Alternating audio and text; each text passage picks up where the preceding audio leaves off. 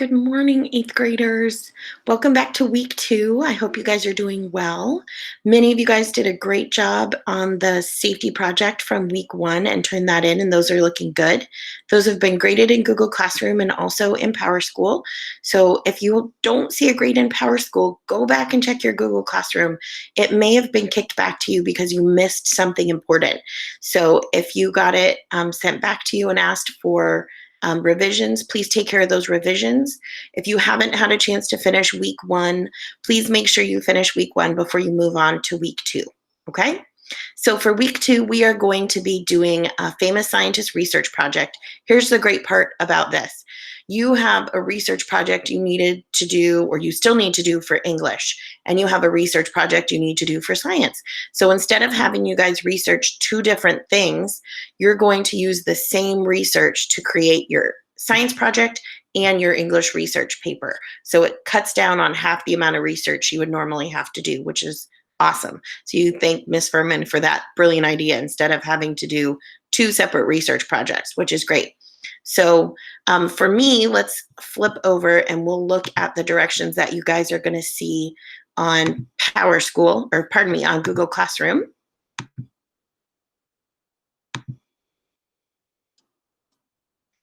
So the first thing you'll notice, there's an introduction talking about all the scientists that we've talked about this year, and your purpose is to research a particular scientist, living or not, that made some sort of contribution to our world and specifically to the world of science. Whether they invented something or improved on an invention, contributed big ideas, discovered something, we know about it and we want to know more about it. Usually I do this project earlier in the year, but we didn't have time, so we have some time now to be able to do this. Step 1, this is really important because I don't want any doubles. I have a list of scientists for you to choose from that are easy to research. And then you need to click the Google form. When you click on that hyperlink there from the document, it will pop you up into this Google form and you will select, all you have to do, you don't have to type your name or your class period. All you have to do is select which scientist you'd like to choose and then click submit. When you do that, it will pull them off the list so nobody else can choose them. That's really important that you do that first. Once you do that, and make sure you write down their name before you click submit because it will disappear off the list and then you won't remember. You'll have to, instead of picking another one, please don't do that. Just email me and ask me who it was you chose. I can look in the form and find that for you. You're going to use reliable resources to fill out your science research outline. Mrs. Furman will be talking to you more about some resources that she's found for you that you can link directly to your Noodle tools for your English project. And then you'll put that research into your science research outline. And that looks like this. This is also linked up in your Google Classroom. So here's the science requirements down this left-hand column, and I've left space for you to fill it in here. I do not want you to put your research for me on Noodle Tools. It's too cumbersome for me to get in there and grade that. Mrs. Furman has different access, and she's going to be grading more of your final product than your actual research. I'm going to be grading your research. That's part of your grade. So I want you to fill it in directly into these blanks right on your Chromebook. If you need to print this out or handwrite it, that's fine. You can take a picture of that research and send it up to Google Classroom that way. But you need to record all this information. I have put in a column on the right-hand side while you're looking for this biographical information for science.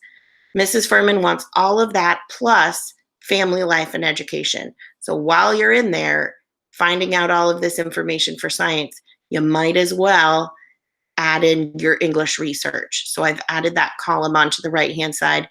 These are the bare minimum requirements for science. And then Mrs. Furman, because you're doing a much more extensive research paper with her, has some additional requirements or connections she wants you to make, okay? So you'll fill in this middle column for science. That will be uploaded to Google Classroom as part of your project. The other part of your project is an actual product.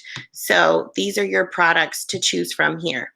You can write a front page news story or article like you've interviewed your scientist, you can create a children's book, a museum brochure, which is much more informational rather than entertaining like a news article or a children's book.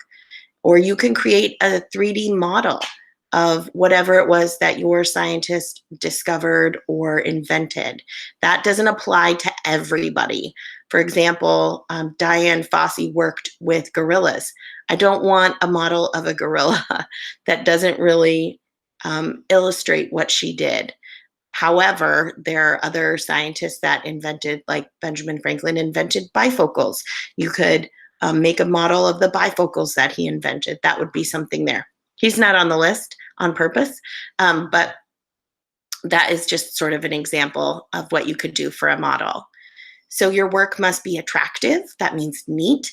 Every text should be typed, nothing handwritten. Make sure you're checking spelling and grammar, complete sentences, capitalization, punctuation, all that good stuff. It needs to be colorful. I don't like a lot of white space. If you're doing a storybook, look at storybooks in your house. They have almost no white space on them, if at all. So I don't want a lot of white space on your storybook. Your background should be colorful.